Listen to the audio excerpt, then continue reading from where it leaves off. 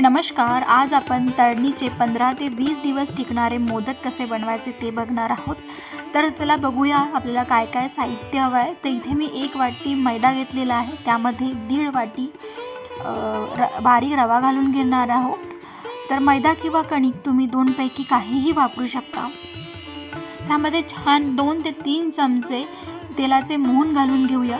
तर मोहन नेहमी आपल्याला तेलाचंच वापरायचं, त्याने कवर जे आहे ते छान खुशखुशीत होतं आणि थोडंसं चवीपुरतं मीठ।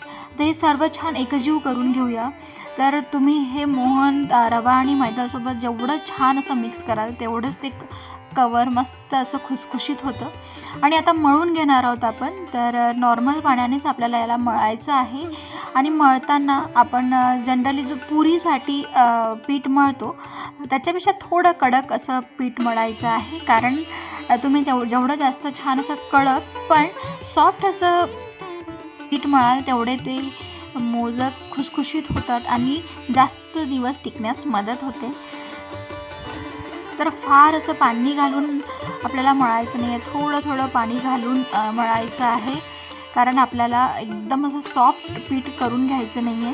तर तुम्ही इथे बघू शकता मी पीठ मळून घेतलेलं आहे। आता आपण याला झाकून 15 ते 20 मिनिट रेस्ट करू देऊया, म्हणजे जो रवा आहे तो छान फुलेल। तोपर्यंत आपण सारण तयार करून घेणार आहोत। तर सारणासाठी आपल्याला इथे 2 ते 3 चमचे साजूक तूप वापरायचे आहे आणि तुपामध्ये आता आपण अर्धी वाटी रवा घालून घेणार आहोत। इथे मी बारीक रवाच वापरलेला आहे आणि छान असा खमंग असा गोल्डन होईपर्यंत हा रवा आपल्याला भाजून घ्यायचा आहे।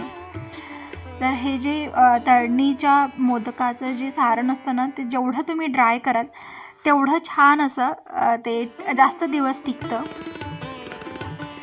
तर आता इथे मी रवा भाजून घेतलेला आहे। आता इथे ओल्या नारळाचा कीस वापरलेला आहे मी, तुम्ही सुक्या नारळाचा पण कीस वापरू शकता, पण ओल्या नारळाचा कीस वापरल्याने चव खूप जास्त चांगली येते। पण नारळामधला आपल्याला पूर्ण ओलावा काढून घ्यायचा आहे, छान ड्राय होईस्तोवर आणि मस्त असं गोल्डन होईतोवर आपल्याला हे भाजून घ्यायचं आहे। आता नारळ भाजून झाल्यावर याच्यात मी अर्धी वाटी दूध पावडर घातलेला आहे। दूध पावडर किंवा खवा असं दोनपैकी तुम्ही काही घालू शकता, पण खव्याचे मोदक लवकर खराब होतील, त्यासाठी इथे मी मिल्क पावडर घालून घेतलेला आहे। थोडीशी खसखस आणि वेलची पूड पण घालून घेतलेली आहे। आणि तुम्ही बघू शकता हे सर्व इन्ग्रेडियंट मी छान असे कोरडे भाजून घेतलेले आहे। आणि आता इथे गॅस बंद करून आपल्याला चवीपुरती साखर घालून घ्यायची आहे। इथे मी अर्धी वाटी साखर घातलेली आहे आणि आपल्याला गॅस बंद करून घ्यायचा आहे। आणि गॅस बंद झाल्यावर सुद्धा 1 ते 2 मिनिट याला छान मिक्स करून घ्यायचं आहे। आता इथे 15 ते 20 मिनिट झालेले आहे आणि छान पीठ पण छान सेट झालेलं आहे। एकदा परत मळून घेऊया। आता मोदक बनवण्याची मी सोपी पद्धत सांगते, म्हणजे काय होईल ना, आपले मोदक अगदी फास्ट होतील। जर तुमच्याकडे पुरी यंत्र वगैरे नसेल तर काय घ्यायचं, असा मोठा एक छान गोळा घ्यायचा आणि त्याची मोठी अशी पोळी लाटून घ्यायची, म्हणजे जेवढी तुम्ही लाटू शकता तेवढी मोठी पोळी अशी लाटून घ्यायची आणि ही पोळी अगदी पातळ लाटायची। जेवढे तुम्ही पातळ पोळी लाटाल तेवढेच ते मोदक छान असे खुसखुशीत होतात, कडक होतात। तर इथे मी छान अशी मोठी पोळी, भाकरी एवढी अशी पोळी लाटून घेतलेली आहे। आणि आता तुम्हाला ज्या साईजचे मोदक करायचे आहे तसं त्यानुसार 1 वाटी, ग्लास किंवा कुठल्याही डब्याची कॅप घ्यायची आणि असे कट करून घ्यायचे। याने काय होईल ना, की मोदक फास्ट होतील आणि तुम्हाला एक एक पुरी लाटत बसावी लागणार नाही। तर एकत्र तुम्ही 5-10 असे कितीही असा पुरी कट करून ठेवू शकता। आणि हे जे बाजूला निघालेलं कवर आहे हे पण आपण नंतर नेक्स्ट राऊंडमध्ये त्याची पण पोळी लाटून घ्यायची, तर ते वेस्ट होणार नाही। आणि छान 1 ते 1.5 चमचा हे सारण घालून घ्यायचं। सारण आता जरी असं कोरडं असलं तरी जेव्हा आपण मोदक तळून घेऊ तेव्हा ते साखर मेल्ट होईल आणि छान असं सारण तयार होईल। ते बघू शकता। तर पाकळ्याच करायच्या असं नाही आहे, पण तुम्हाला ज्या शेपमध्ये असं बांधून घेता येईल मोदक तसे बांधून घ्यायचे। आणि अशी पुरी लाटून ठेवल्यामुळे फास्ट होतात आणि तुम्ही बघू शकता किती छान असा सुरेख मोदक तयार झालेला आहे। दिसायला असे छान लसूणसारखे दिसत आहेत। तर सारण ड्राय असल्यामुळे जर तुम्हाला हातावर जमत नसेल तशा प्लॅटफॉर्मची मदत घ्यायची आणि असं पाकळ्या करून घ्यायच्या, तर सुंदर दिसतात दिसायला। आणि व्यवस्थित पॅक करून घ्यायचं, कारण तेलामध्ये आपल्याला तळायचं आहे, त्यामुळे तेलामध्ये फुटायला नको. तर मी इथे एक एक करून पूर्ण मोदक तयार करून घेणार आहेत.